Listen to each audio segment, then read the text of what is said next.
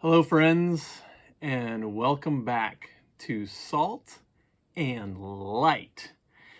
This is grace when you find yourself in trouble. What an interesting way to frame the Joseph story. Grace when you find yourself in trouble. Now, don't get me wrong. Joseph definitely gets deeper and deeper into trouble in this part of his story. There is another story about a pool of water.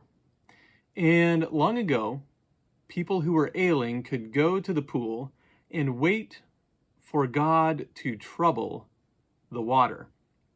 Now, the idea was that the Spirit of God, the same Spirit that hovered over the waters of chaos at the creation of the world, would come and blow its wind on the surface of this pool, causing ripples in the water.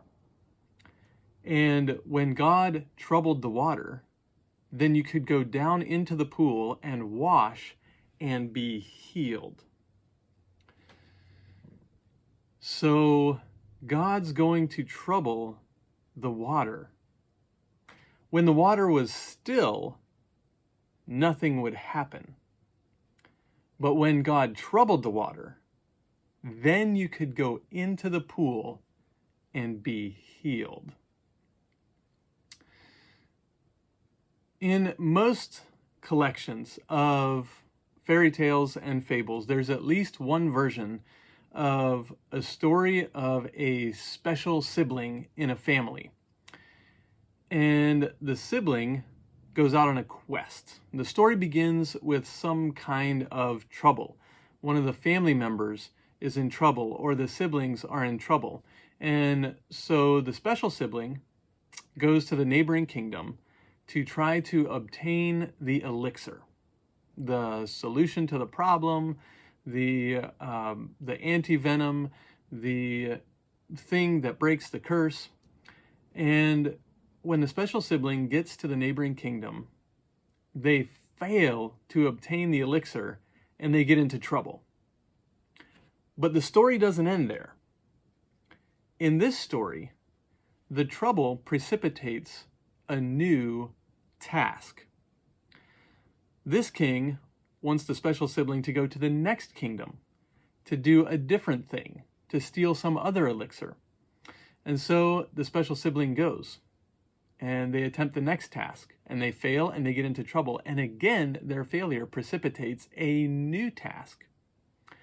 And so they go on yet another task, and sometimes, again, they fail. Now, eventually, the protagonist, the special sibling, learns from their mistakes, succeeds at some distant task, and having learned from their mistakes, now travels back and completes every previous task, returning home not only with the elixir, but with many other gifts and blessings besides. Now, you can see this pattern at work here in the story of Joseph. Joseph is one of many siblings in a family of semi-nomadic shepherds. And he's loved by his father, he's hated by his brothers, he gets into trouble, he gets sold into slavery. And while he's in slavery, he gets into trouble and he goes to prison. Now, the grace is that with each new stage of trouble comes a new opportunity. You see, Joseph starts out as a sibling in a family of semi-nomads, and he gets in trouble and gets sold into slavery by his brothers. But he gets sold into slavery into the house of Potiphar, the chief of Pharaoh's military, where he becomes the chief steward, the chief housekeeper of the household. And he gets in trouble and he goes into prison, where essentially he's on death row. But now, through serendipitous circumstances, through prison, he now has access to Pharaoh, the highest seat in the land.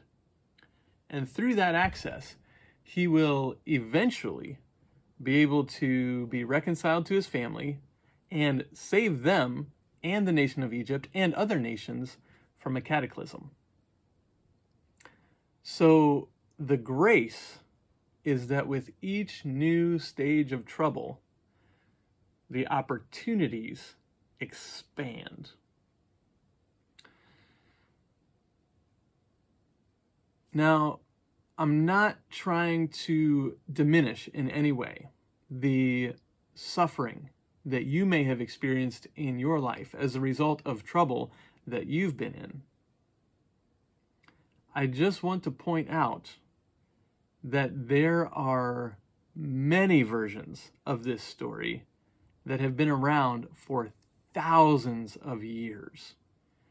Because somewhere deep in the human consciousness is some kind of wisdom about the relationship between trouble and opportunity. Think about it for a second.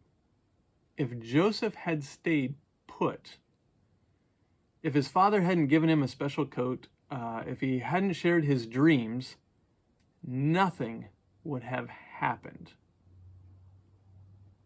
But when he got into trouble, that's when the opportunities started to roll in. Yeah, because God's going to trouble the waters. Whoa. Woo. So, as you engage with this part of the Joseph story today, I invite you to reflect deeply on the relationship between trouble and opportunity. Once again, I am also Matthew Yoder, not that one, and I will see you next time.